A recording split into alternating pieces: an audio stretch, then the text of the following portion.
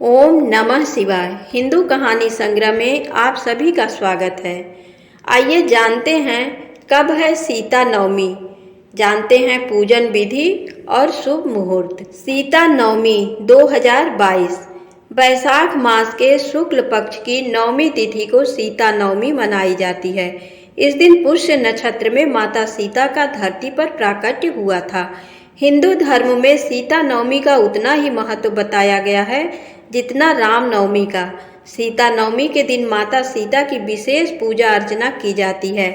ऐसा कहते हैं कि सीता नवमी पर पूजा अर्चना करने से जीवन की तमाम मुश्किलें दूर होती हैं। सीता नवमी इस बार मंगलवार 10 मई को मनाई जाएगी।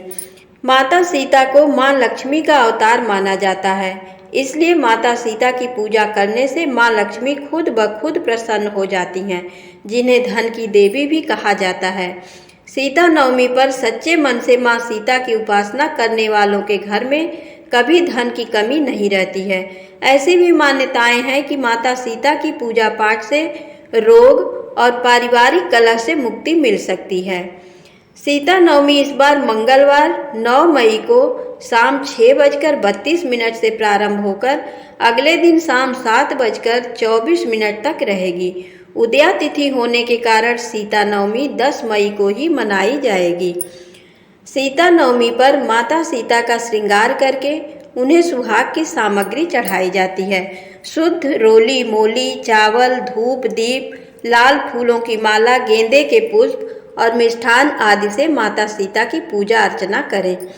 तिल के तेल या गाय के घी का दिया जलाएं और एक आसन पर बैठकर लाल चंदन की माला से ओम श्री सीताय नमः मंत्र का एक माला जाप करें। अपनी माता के स्वास्थ्य की प्रार्थना करें। लाल या पीले फूलों से भगवान श्री राम की भी पूजा अर्चना करें। आइए जानते हैं सीता माता की सीता नवमी की पौराणिक एवं प्रामाणिक कथा। सीता नवमी की पौराणिक कथा के अनुसार मारवाड़ क्षेत्र में एक वेदवादी श्रेष्ठ धर्म धुरीण ब्राह्मण निवास करते थे। उनका नाम देवदत्त था। उन ब्राह्मण की बड़ी सुंदर रूप गर्विता पत्नी थी। उसका नाम शोभना था। ब्राह्मण देवता जीविका के लिए अपने ग्राम से अन्य किसी ग्राम में भिक्षाटन के लिए गए हुए थे। इधर ब्राह्मणी कुसंगत में फंसकर व्यभिचार में प्रवृत्त हो गई। अब तो पूरे गांव में उसके इस निंदित कर्म की चर्चाएं होने लगी, परंतु उस दुष्टा ने गांव ही जलवा दिया। दुष्कर्मों में रत रहने वाली वह दुर्बुद्धि मरी तो उसका अगला जन्म चांडाल के घर में हुआ।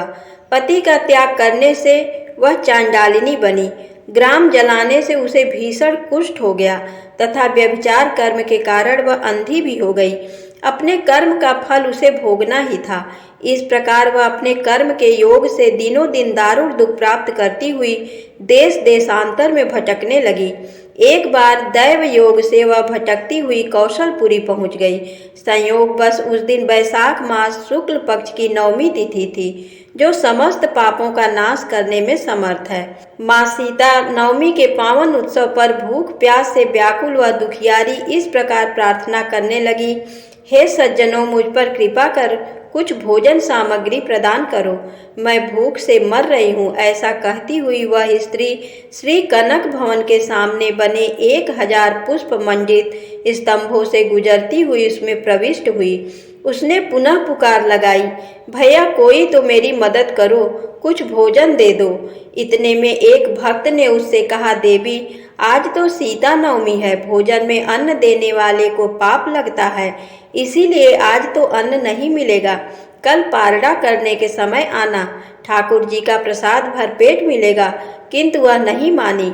अधिक कहने पर भक्त ने उसे तुलसी एवं जल प्रदान किया। वह पापिनी भूख से मर गई, किंतु इसी बहाने अनजाने में उससे सीता नवमी का व्रत पूरा हो गया। अब तो परम कृपालिनी ने उसे समस्त पापों से मुक्त कर दिया।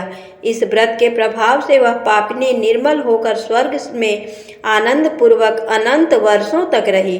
तत्पश्चात वह काम रूप देश के महाराज जय सिंह की महारानी काम कला के नाम से विख्यात हुई। जात स्मरा उस महान साध्वी ने अपने राज्य में अनेक देवालय बनवाए, जिनमें जानकी रघुनाथ की प्रतिष्ठा करवाई। इस दिन जानकी स्तोत्र रामचंद्राष्टकम, रामचरितमानस आदि का पाठ करने से मनुष्य के सभी कष्ट दूर हो जाते हैं। अतः सीता नवमी पर जो श्रद्धालु माता जानकी का पूजन अर्चन करते हैं उन्हें सभी प्रकार के सुख सौभाग्य प्राप्त होते हैं। जय श्री राम, जय माँ सीता।